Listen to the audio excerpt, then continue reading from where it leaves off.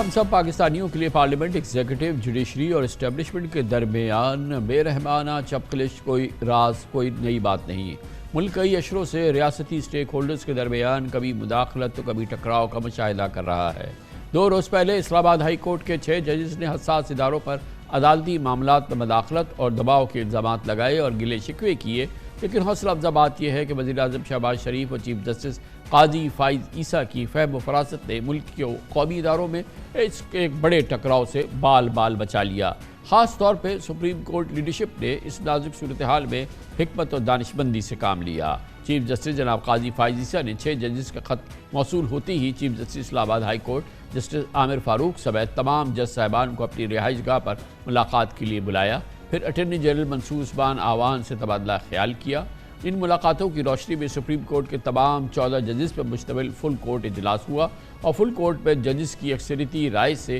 وزیر اعظم شہباز شریف سے مشاورت کی خواہش کا اظہار کیا گیا۔ وزیر اعظم سے ملاقات کے بعد بھی سینئر ترین جج جناب جسٹس منصور علی شاہ اور رجسٹرار سپریم کورٹ کو ان ملاقاتوں میں ساتھ رکھا گیا اور اس اہم ملاقات میں انکوائری کمیشن بنانے پر اتفاق ہوا، اور پھر دوسرا فل کورٹ اجلاس میں چیف جسٹس نے اس فیصلے پر سپریم کورٹ کے تمام جج صاحبان کو انکوائری کمیشن کی تشکیل کے معاملے پر اعتماد میں لیا۔ یقیناً اس وقت ملک سیاسی اور معاشی بحرانوں میں بری طرح سے پھنسا ہوا ہے۔ نئے IMF پروگرام کا بے صبری سے انتظار ہے۔ الیکشن کے باوجود داخلی سیاست کی ہیجانی کیفیت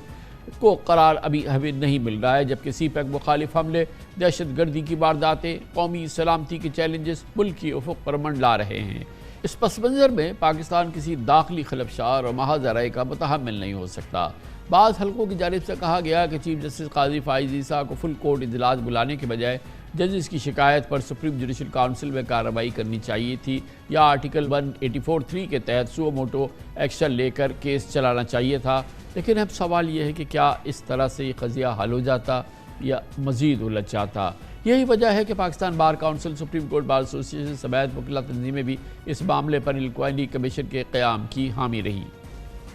اب لگتا ہے کہ ریاست نے بھی آزاد عدلیہ کے تحفظ کی تازہ دم یقین دہانی کرا دی ہے، جبکہ امکان ہے کہ مبینہ مداخلت کی شکایات کے ازالے کے لیے سیاسی لیڈرشپ بھی مؤثر دور رس قانون سازی کرے اور اس سلسلے میں فیض آباد دھرنا کیس کے فیصلے پر عمل درآمد یقین بنائے۔ فیض آباد دھرنا کیس کے فیصلے کے پیرا نمبر 53 میں ایسے 17 نکات پیش کیے گئے تھے جن کے مطابق قانون کی بالادستی اور سیاسی آزادی سمیت حساس اداروں کی سیاسی سرگرمیوں میں شمولیت کو ممنوع قرار دینے کی رہنما ہدایت جاری کی گئی تھی۔